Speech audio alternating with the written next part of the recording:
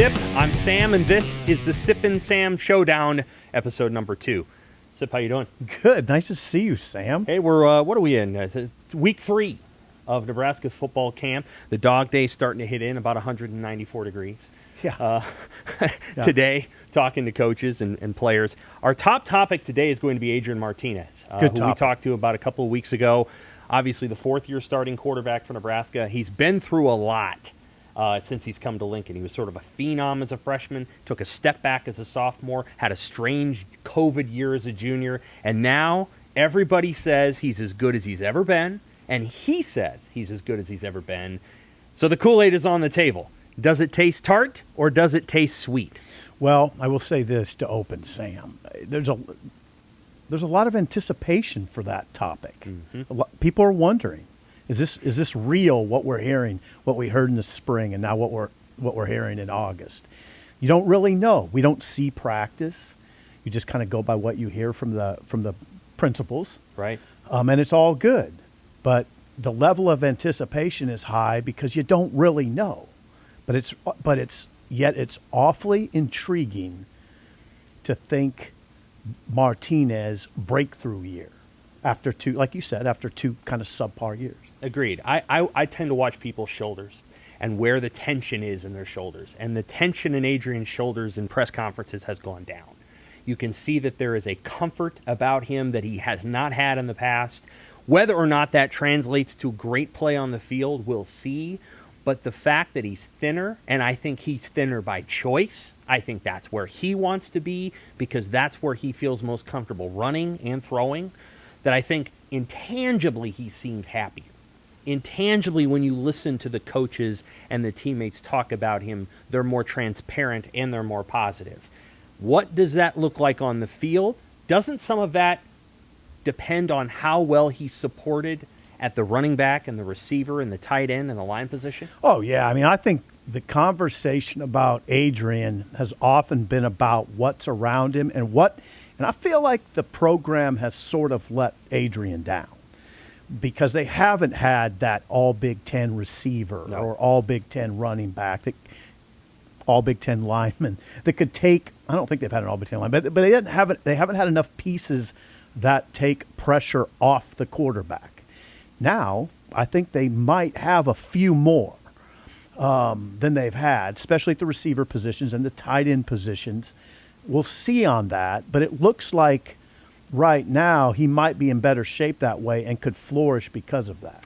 If you gave him a Stanley Morgan and a Divino Zigbo in 2019 and 2020, he's a better player. Those are the 2 best players that he's had at those respective positions in his time here. Yeah, and I mean, we're talking about those guys were good players. I mean, but Stanley wasn't drafted. That's right. I mean, and what if you gave him Watt Fillier, the Big Ten receiver of the year, Freifogel? Yes. What if you gave him a 1,000-yard rusher? Jonathan Taylor? Yeah.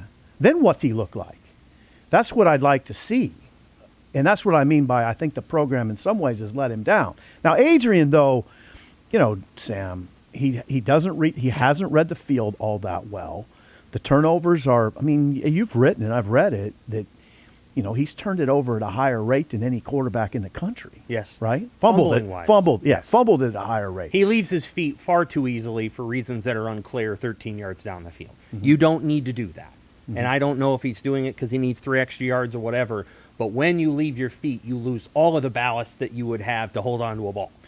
So the only thing holding his on is the arm there, and that he gets it punched out too easily. Now, some of this, I know I always come out sounding like an apologist for Adrian Martinez, but some of this is the pressure that's on him all the time. Sure. If you're going to beat a good team, if Nebraska's going to beat a good team or the last couple of years, if they were going to win against a ranked team, Adrian was going to have to run for 100 and throw for 200 plus. Right. It's just a lot to put on anybody's shoulders, right?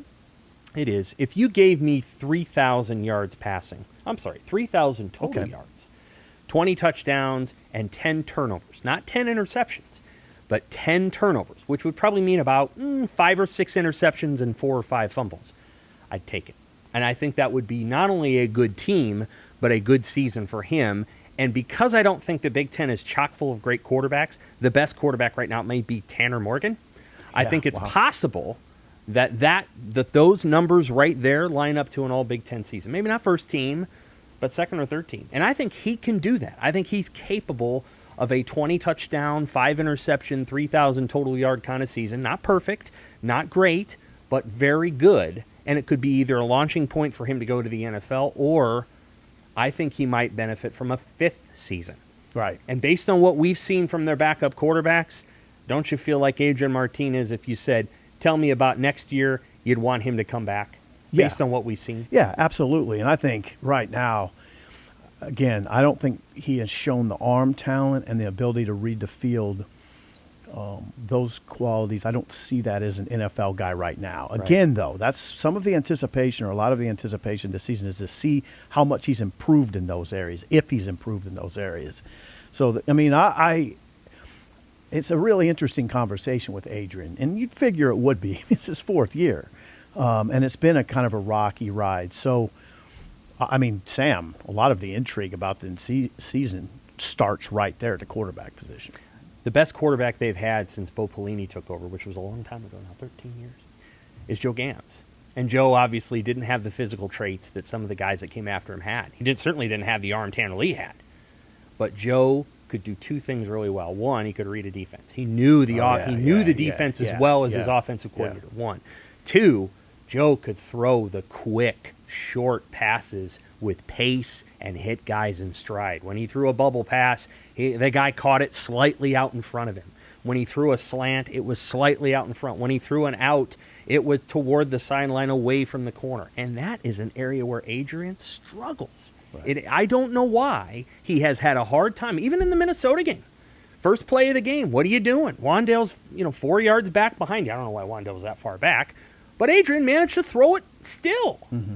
Poorly. Yeah. Those plays have to end, because those are just as bad as turnovers. A 9-yard loss, it may not be losing the football, but it's certainly a punt. Yeah. And the areas where he's got to get better. I know people talk about the deep ball, and I get it. I get it. You want to throw the deep ball better. I think he's going to do that better now that he's a little slimmer. But, man, the shorter throws. Right. In this offense, in a Matt Lubick offense, and a Scott Frost offense, hitting 4- and 5-yard throws and then letting the guy run after the catch is part of how you set up the deep throws. And so, for me, I like the kid. I think he's probably better than his critics say, but it still tastes a little tart until I see him do the little details 10 yards in. Mm-hmm. Much I think less that's fair. than 30 yards. I think that's fair. I think that, again, he understands that he has a lot to prove. And, just kind of wrapping up the conversation, remember what he said the other day, which I think was integral. It speaks to what you said about his mindset. He said he feels free now. Right. Like he doesn't have a lot of pressure, yet he has a chip on his shoulder. I think he has the perfect mindset entering the season. Now, we'll see how the pressure affects him, but that's a pretty good mindset. One of the biggest differences between college football and the NFL is you can't just go out and sign a quarterback. Not really. Okay. In the offseason the way you can in the NFL. You can't go get a 14-year veteran in college football and come in and say, you, sir, are the backup. You are Andy Dalton. You are, whomever we want you to be. Yeah. Nebraska's backups are essentially true freshmen. Logan's been here an extra year, but it was a COVID year, so it hardly ever counts. Logan Smothers and Heinrich Harburg are their 2 backups, and they could be years away. Years. Not a year, not a play, years away from realizing their full talent. Am I wrong about that? I hope they don't think that way. They have to be preparing right now like they got to go beat Wisconsin on the road. It can't be, we're just stopgaps. We just got to kind of hold the ship firm. No, you got to go win. And you hope that they don't listen to things like that. That they have to prepare to be ready right now. Now, how realistic is it? Sam, remember, there was a time when we would see a lot of practice, and you would be able to, you could pretty much judge whether those guys are ready by watching 4 or 5 practices in August. Right. We don't have that benefit. I don't know where they're at. It's really hard to say. You just know they're young. They're in a tough league with great coaches, and it's going to be difficult. It'll be really difficult. Harburg strikes me as a guy that could go out and complete 16 of 30 passes for 3 touchdowns and 3 interceptions. Yeah, and that's run trouble. For 64 yards and fumble once and do all kinds of incredible things, but simultaneously make a bunch of mistakes. And not because he's a bad guy. I think his ceiling is higher than Adrian's, to be honest with you. But I think he didn't get a bunch of offers until the onset of his senior year, because there is a long developmental curve there. Like, this is a guy that is getting better and better and better and is still growing into his body. Like, you can tell that one day he's going to be 241 pounds and 6'6", and it's going to look a whole lot different than it does now. But shoot, Josh Allen, and I'm not trying to say that Harburg's Josh Allen, but Josh Allen wasn't Josh Allen as a freshman. He wasn't. That was a wild colt running around with a big arm. Josh Allen wasn't even Josh Allen the junior year he came and played at Nebraska and he threw 6 interceptions. He became Josh Allen, if we're honest, about his third year into the NFL. Right. And so Heinrich is on that kind of developmental curve. People say he's Justin Herbert. Maybe he is. You know, maybe he's that. I think Herbert's a little bit better, to be honest with you. Yeah. But I think Harburg's probably years of development away. And then Smothers strikes me as a guy that would, complete 9 of 20 and run. He's like Luke. He's a lot like Luke. Probably not quite as dynamic an athlete as Probably Luke, a little but more similar. refined, though. Probably a little more refined. as a Smart quarterback. guy, but the throwing is a concern. Right. Luke turned down throws last year, in part because Luke knew he couldn't make them. Right. And then he would run. Sam. And that's the concern you have about Logan. Sam, here's what it comes down to. Yeah, they are developing at this, particularly at that age. But as they're developing, they still have to be able to win. I mean, Josh Allen won at Wyoming as he was developing. You can do that, and that's what you're looking for. So what I would say is August is critical for those two guys. And what you hope is that every practice they feel a lot of urgency. I mean, a lot of it. I mean, every practice is extremely valuable for guys like that. They can't really have two practices where they don't learn a lot, where they don't get a lot done. You can't at their stage of the game, in the situation they're in, every day you have to attach urgency to, and that's what I just hope is happening. Who's the backup going to be? Well, here's the thing, Sam. I'm not Adrian dodging. Gets hurt at Illinois. Hey, we're knocking on wood. Right. That's not going to happen. But if it happened, I who think is it? Harburg, but I think the conversation's ongoing. I don't think that Scott will name a number 2 and the competition will stop. I think that, and he has made reference to that. Yeah, those guys will have to keep competing. I think if Martinez were out for an extended amount of time, the compelling case is Harburg. Right. In my opinion. Extended. Yes. Because Extended. I think there's a lot there, and it's better if you learn it. I think if we're talking and you're up 42-3 against Fordham and it's the third quarter, I think Logan Smothers drops out there. Or maybe even Matt Masker. Yeah. You don't need to show all of your cards if you're blowing out a team. And you know what? Again, I think they're going to beat Illinois.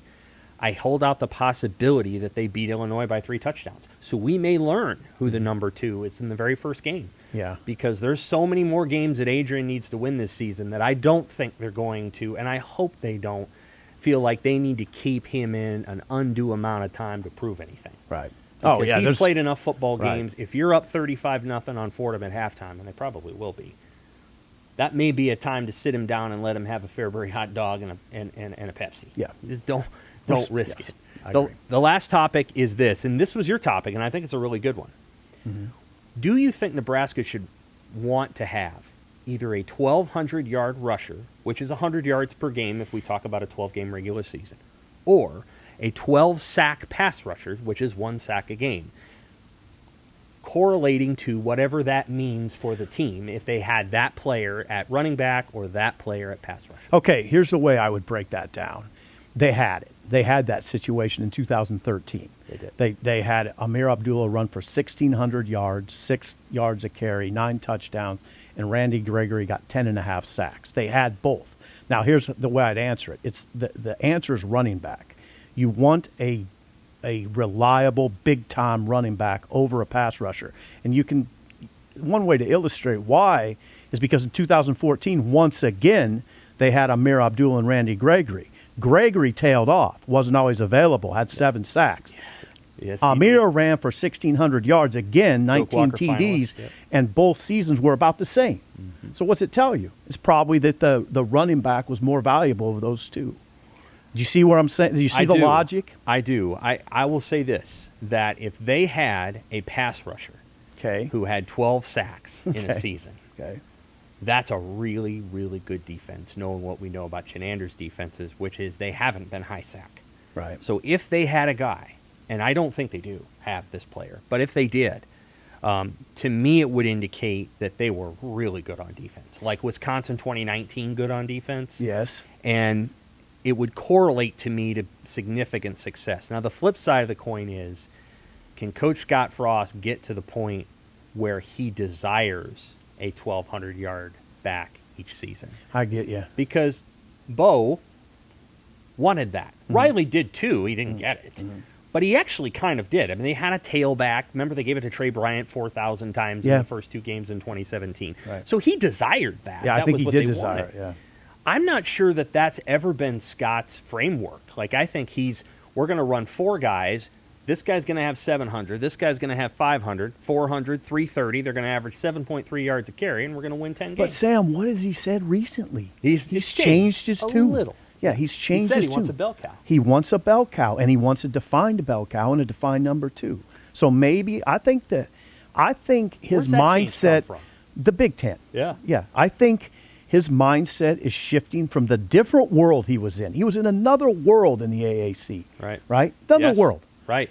And And in the Pac-12. Yeah, I think his mindset is shifting. And again, I'm taking the rusher in part because I think if you have that Amir Abdullah, Rex Burkhead, or Roy Halou of late, it takes a lot of pressure off your defense. Sam, it takes a lot of pressure off everybody. I mean, you take pressure off you. Absolutely. I mean, if you have that guy, Amir Abdullah, back there, I mean, I know what, having a Randy Gregory, that sort of rusher, is very alluring. Yeah. And they're both very valuable, but I'm taking the rusher. We're going to talk to the running backs this week. And what's interesting to me is that we always wait for quarterback day because we want to talk to the quarterback. Yeah. When Amir Abdullah was the running back here, well, first of all, Taylor was his quarterback for 2 years, and Taylor said virtually nothing. So we always looked forward to Rex and Amir, because they were the leaders of the offense. Oh, yeah, Amir was a and great then when Taylor got hurt and it became Tommy and it became Ron Kellogg, we went and looked for Amir. And then in 2014, we went and looked for Amir. The program was defined under Bo Pelini, at least on offense, by the running backs, by Roy and Joe in the first year, but Roy and Rex and Amir, 3 NFL backs who had moderate success in the league. Rex had the most, but they've had good success. And since then, this program has been defined by quarterbacks, and I don't think it's that coincidental that they haven't been very good. Right. And when they were really, really good under T.O., and Tommy Frazier changed that conversation, I get it. But what we grew up on were I-backs. Yeah. That's what we grew up on. 4 good ones at a time. Yeah. Sam, you just made a case that it's the rusher that you need, a running back, a big-time running back. That's fair. In this defense, I would say, if they had somebody like that, they basically have, Shaquem. Yeah. They have that guy. That would help. And if they had that, then they would be really, really special. And I don't see it. I don't think Frost thinks they have that guy this year. Yeah, I don't see it. It'd be nice. And those guys are hard to come by, too. They are. There's only like one of them in the Big Ten per year. It's either the guy at Wisconsin from a couple of years ago or it's Chase Young. Mm-hmm. And Chase Young, as many people know, is the number 1 player in the country, the number 1 pass rusher in the country when he came out. And those players don't go to Nebraska anymore. Right. They go to Ohio State. Right. And in order to get those players, you have to be as good as Ohio State is now to get in that conversation. And that's the one area where Nebraska's defense has to get to, is you have to be able to walk into somebody's room. You can do this with receivers and running backs often. You can say, hey, you're going to be the featured guy here. But when it comes to defensive players, you've reached the top when you can walk into the top 50 defensive player room, the living room, and say, you're coming to us. And they're like, okay. Dude, I hope people understand where we're coming from. There was a time, Sam, when Nebraska would regularly produce first-round talent. Trev Alberts. On defense. Mike Kroll. Wistrom, Peter. Yep. Pretty regularly first-round picks. Neil Smith. They could walk into a room in Louisiana or in California or in Missouri, and they could get it. Sam, see, sometimes I think Nebraska fans, it's been so long that they almost forgot what you need. I believe that. Yeah. I mean, they just haven't had those draft results. The lack of good draft results of late are very telling. That tells you a lot. It tells you a lot about what you need to know. Mm-hmm. We'll talk more about that in the next episode of Sip and Sam Showdown. Where is Nebraska's talent, and how close are the Huskers to breaking through in the Big Ten West? Maybe they're closer than we think.